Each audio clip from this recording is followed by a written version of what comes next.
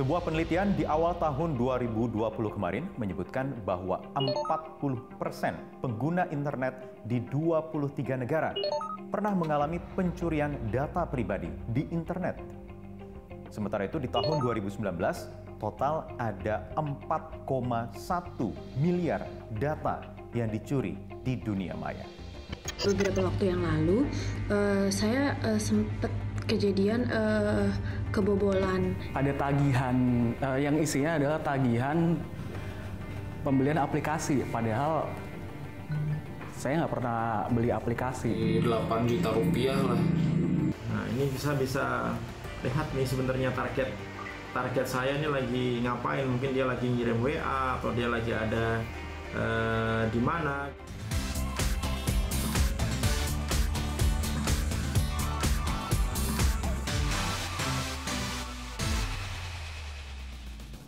Coba Anda bayangkan kejadian-kejadian tadi menimpa diri Anda. Sangat mungkin terjadi karena begitu kita terkoneksi dengan internet, baik itu email atau mungkin ketika Anda ingin belanja online, kita diharuskan untuk mendaftarkan diri, menyerahkan data-data personal informasi kita. Ada nomor KTP, nomor handphone, alamat tempat tinggal, bahkan nomor perbankan. Yang itu semua bisa dengan mudah diretas oleh orang-orang yang tidak bertanggung jawab. Coba kita bayangkan bahwa situs internet itu seperti ruangan ini yang sedemikian besar dan data saya adalah salah satu dari sekian juta atau bahkan miliar data pengguna lainnya di satu situs internet. Memang saya punya kunci untuk masuk ke ruangan ini dengan password yang kita buat. Tapi di dunia maya itu bisa dengan mudah diretas oleh hacker jahat atau cracker yang bisa meretas masuk mencuri data-data pribadi kita. Saya punya teman yang ingin berbagi pengalaman dengan peristiwa buruk yang dialaminya di internet.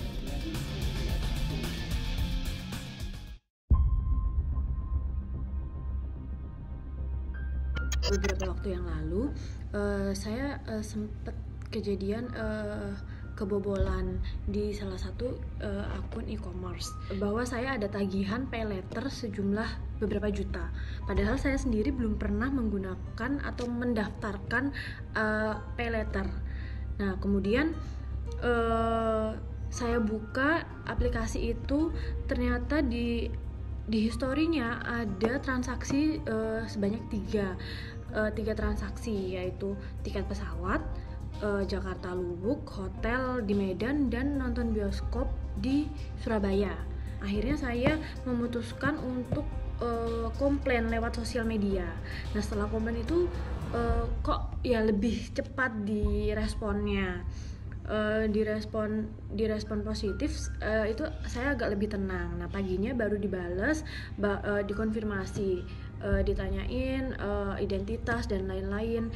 Nah, ternyata setelah dicek oleh pihak aplikasi tersebut, itu bukan saya yang login. Untuk sampai saat ini pay letternya itu diblokir, di freeze gitu. Jadi saya nggak bisa pakai sampai sekarang.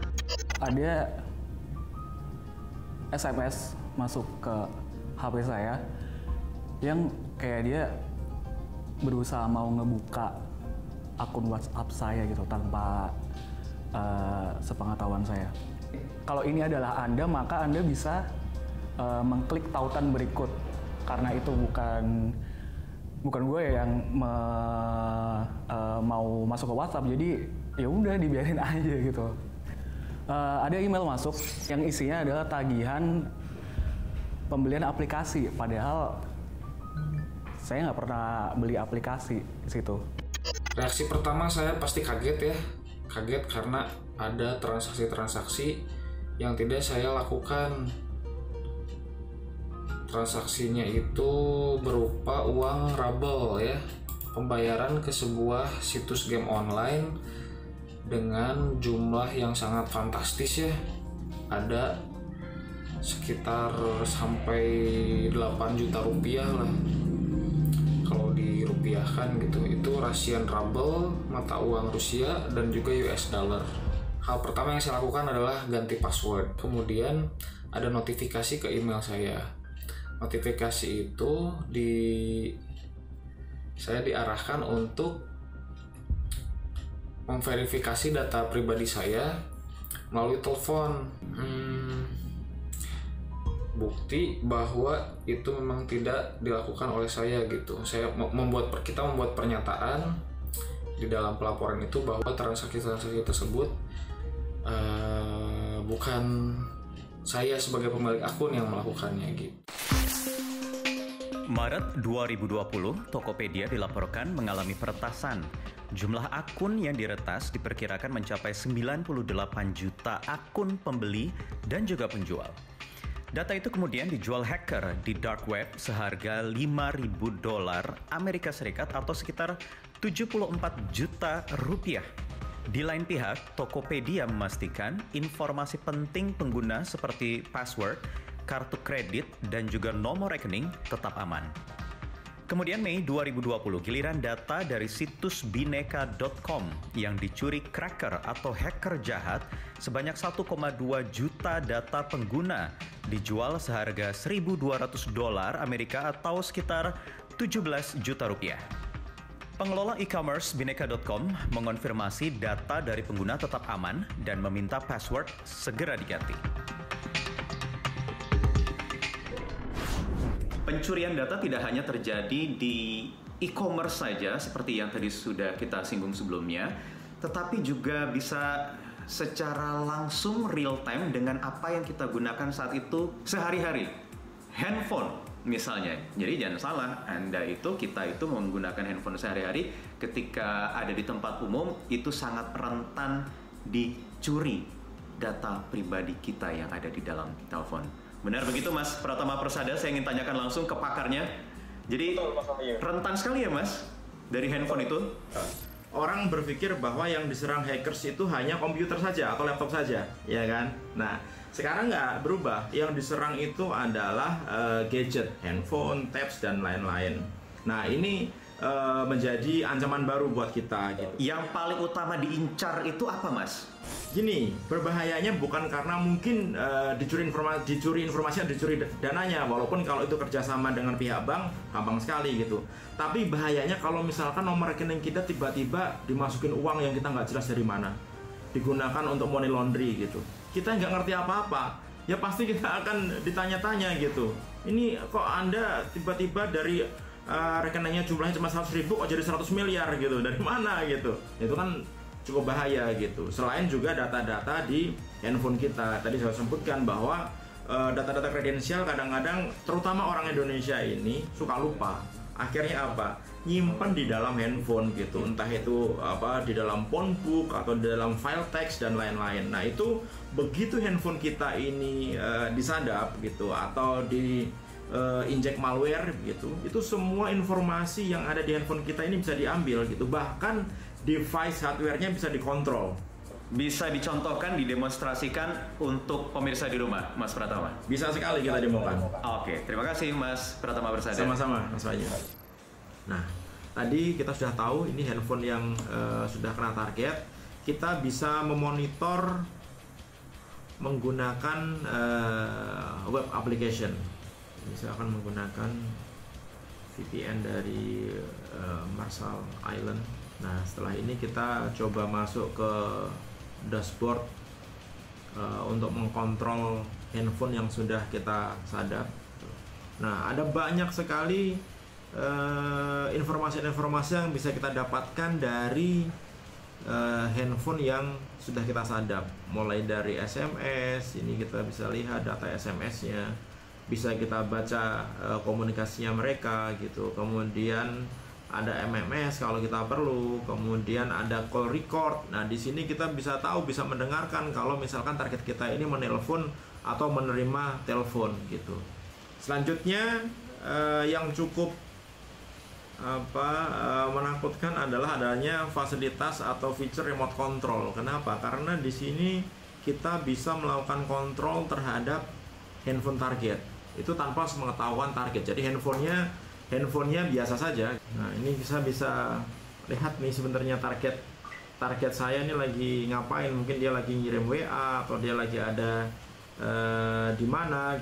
Kita juga bisa melakukan explore terhadap file-file yang ada di handphone tersebut. Kemudian kita juga bisa melakukan aktivasi perintah-perintah yang ada di handphone dan lain-lain. Nah, ini semua bisa kita lakukan secara remote dari manapun juga.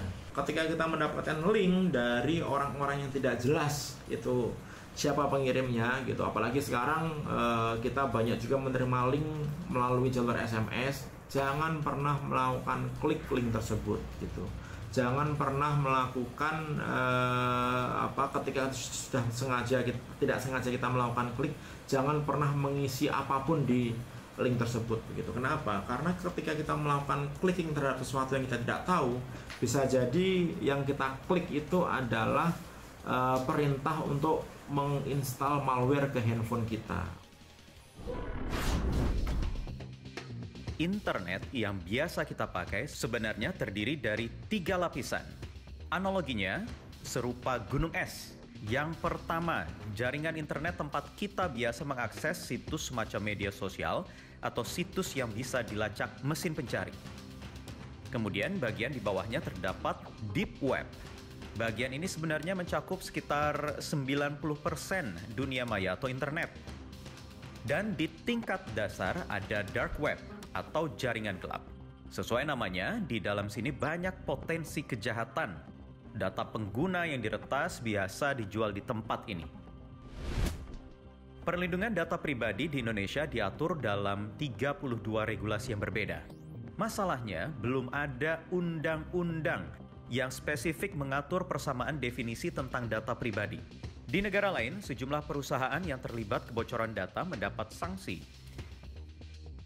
Komisi Informasi Inggris juga menjatuhkan denda sebesar 500.000 pound sterling atau sekitar 10 miliar rupiah kepada Facebook akibat penjualan data di tahun 2016. Sementara negara tetangga sudah punya aturan perlindungan data. Awal tahun 2013 misalnya dibentuk Komisi Perlindungan Data di Singapura. Negeri jiran Malaysia malah sudah bergerak lebih awal. Aturan perlindungan data pribadi sudah disahkan sejak tahun 2010. Di Indonesia, RUU PDP mengatur hukuman pidana penjara 7 tahun atau denda maksimal 70 miliar rupiah bagi pelanggaran penggunaan data pribadi. Sekarang saya akan berbincang dengan rekan saya, Mas Ismail Fahmi, yang selama ini berkutat memantau aktivitas kita-kita di dunia media sosial dan memantau juga aktivitas di parlemen. Kira-kira sejauh mana RUU Perlindungan Data Pribadi ini sudah berjalan? Ya, sepertinya masih lama sih. Ya, Mas Ismail, masih lama ya, Mas? Saya kira prosesnya masih cukup lama, jadi kita harus pinter-pinter ini. Nah, karena masih lama, harus apa kita sambil menunggu itu semua jadi? Benar-benar data pribadi kita terlindungi secara hukum. Pertama harus paham modus, ya modus penipuan ini apa, ini yang harus dikasih tahu untuk seluas-luasnya kepada publik sehingga mereka tahu. Ketika mendengar telepon, mereka langsung mikir, oh ini modus nih kayaknya, gitu. Minta tolong dong itu kirim pin nomor sekian yang ada di SMS nih, langsung modus. Tolong dong gini, modus itu ada banyak sekali yang menggunakan social engineering ini. Kalau ini kita share ke publik, tentu orang ada yang niat jahat kan, oh saya belajar dari situ. Tapi di sisi yang lain, publik pun jadi aware kan. Nah, jadi mereka harus aware dengan cara ini sehingga mereka self-resilient, ketahanan diri, itu yang harus dibangun itu. Dengan cara memberikan awareness, teknik yang praktis tentang modus-modus dan bagaimana cara mereka bisa menghindar. Misalnya kalau lagi ditelepon, tolong harus segera putus teleponnya itu. Misalnya seperti itu. Oke, itu dulu deh, itu aja dulu ya, awareness dari hal yang sederhana dulu tingkatin, baru kita nanti masuk ke tahap yang lebih advance. Terima kasih Mas Ismail Fahmi atas waktunya di 15 Minutes Metro TV. Sama-sama Mas, terima kasih.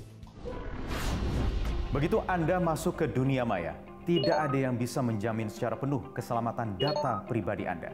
Saya, Anda, kita semua hanya bisa meminimalisasi risiko tersebut dengan menciptakan tingkat keamanan semaksimal mungkin. Saya Wahyu Wibowo. Kita bertemu di 15 Minutes berikutnya. Karena tagihan segitu bukan saya yang pakai, kok tiba-tiba ada. Email masuk itu seharusnya ke folder spam. Dari saya cukup sederhana, satu password ya, bikin password yang ribet. Metro TV, knowledge to elevate.